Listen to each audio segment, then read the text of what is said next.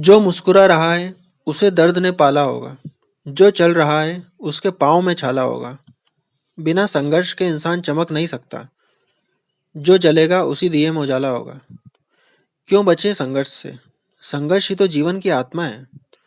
जितना कठिन संघर्ष होगा उतनी ही शानदार जीत होगी। एक बार एक किसान भगवान से बहुत ही नाराज हो गया। किसान बहुत मेहनती था। बहुत मेहनत से वह खेतों में अनाज उगाता, उसकी देखभाल करता, पर अक्सर उसकी फसल खराब हो जाती।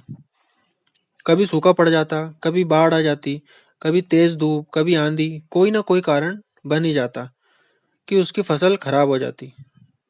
एक दिन वह किसान गुस्से में आसमान की ओर देखकर भगवान से बोला, हे ईश्वर, आपको लोग सर्वज्ञाता मानते हैं कि आप सब जानते हैं, कहते हैं कि आपकी इच्छा के बिना एक भी पत्ता नहीं हिलता, पर मुझे तो लगता है कि आप छोटी से छोटी बात भी नहीं जानते। आपको तो ये भी नहीं पता कि खेती बाड़ी कैसे करते हैं। अगर आप जानते होते तो हर समय जो बाढ़, आंधी और तूफान आते हैं वो कभी नहीं आते। आप नहीं जानते कि कितना नुकसान उठाना पड़ता है हम किसानों को। यदि आप मेरे हाथ में ये शक्ति दे दें कि जैसा मैं चाहूँ वैसा मैं मौसम कर दूं, फिर आप देखना, मैं अन्न के भंडार लगा दूंगा। भगवान इस किसान के तीखे वाक्य सुनकर मुस्कुरा रहे थे और वह किसान के सामने प्रकट होकर बोले, मैं आज से तुझे ये शक्ति देता हूँ कि तुम अपने खेतों पर तुम्हारी जैसी इच्छा हो तुम वैसा मौसम कर दोगे। मैं बिल्कुल भी दखल नहीं दूंगा, तुम्हारी इच्छा से सब कुछ होगा। किसान बहुत खुश हो गया। किसान ने गेहूं की फसल अपने खेतों में बोई। जब उसे लगा कि खेतों को धूप चाहिए तो खेतों को धूप मिले, जब पानी बरसना चाहिए तभी पानी बरसे। आंधी, तूफान, बाढ़ कुछ भी उसने अपने खेतों पर आने नहीं दिया। किसान के खेत में इस वर्ष ऐसी फसल हुई जैसी कभी नहीं हुई थी। हरी भरी लहलाती फसल को देखकर मन ही मन वह बहुत खुश हो गया और सोचने लगा, अब सबूत के साथ दिखाऊंगा भगवान को कि इसे कहते हैं शक्ति का सही उपयोग।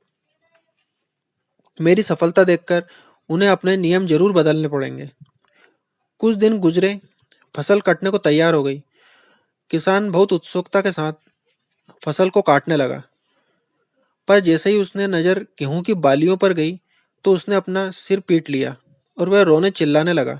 गेहूं की एक भी बाली के अंदर गेहूं का दाना नहीं था। सारी बालियां अंदर से खाली थी। किसान बहुत दुखी हो गया। उसने भगवान को रोते हुए फिर पुकारा, हे प्रभु, तुमने ये मेरे साथ क्या किया? क्या तुमने मुझे कोई सजा दी? भगवान बोले, पुत्र, यह तो होना ही था। तुमने पौधों को संघर्ष करने का मौका ही कहाँ दिया? न तो तुमने उन्हें आंधियों से जूझने दिया, न तेज बारिश से सहने दिया और न ही धूप में तपने दिया। एक भी चुनौती का सामना तुमने उन्हें नहीं करने दिया। इसीलिए सारे पौधे अंदर से खोखले रह गए। जब आंधी, तूफान, तेज बारिश और धूप पड़ती है, तभी ये पौधे अपने अस्तित्व को बचाने के लिए संघर्ष करते हैं और इसी संघर्ष से एक बल पैदा होता है जिसमें शक्ति होती है, ऊर्जा होती है। और यही ऊर्जा पूर्ति तेरे गेहूं के दानों की तरह है जो नहीं फूटी। तूने उन्हें कठिन परिस्थितियों से गुजरने ही नहीं दिया जहां उनके अस्तित्व का जन्म होता। सारी बालियां इसीलिए खाली है। इसमें एक भी गेहूं का दाना इसीलिए नहीं है क्योंकि तुमने अपने पौधों को संघर्ष कराया ही नहीं। याद रखिए, स्वर्ण में स्वर्णिम आभा तभी आती है जब वह आग में तपने, गलने और हथौड़े से पीटने जैसे संघर्षों से गुजरता है। कोयले का टुकड़ा हीरा तभी बनता है जब वह उच्च ताप की मुश्किल परिस्थितियों से गुजरता है। इसी तरह यदि हमारी जिंदगी में कोई संघर्ष ही ना हो, कोई चुनौती ही ना हो, तो हम भी गेहूं की बालियों की तरह खोखले रह जाएंगे। कोई अस्तित्व नहीं होगा हमारा। विपरीत परिस्थितियां, चुनौतियां, समस्याएं हमें और अधिक निखारती है।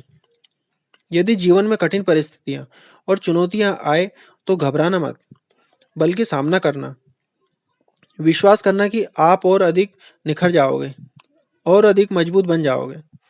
किसी ने कितना सही कहा है, जिंदगी जीना आसान नहीं होता। बिना संघर्ष कोई महान नहीं होता। जब तक ना पड़े हथौड़ी की चोट, तब तक पत्थर भी भगवान नहीं होता। दोस्तों, ये कहानी आपको पसंद आई होगी तो कमेंट करके हमें ज़रूर बताइएगा। अगर कहानी आपको पसंद आई हो तो दोस्तों के साथ शेयर करना बिल्कुल भी ना भूलें। चैनल पर नए हो तो चैनल को सब्सक्राइब करना ना भूलें। कहानी सुनने के लिए आपका बहुत बहुत धन्यवाद।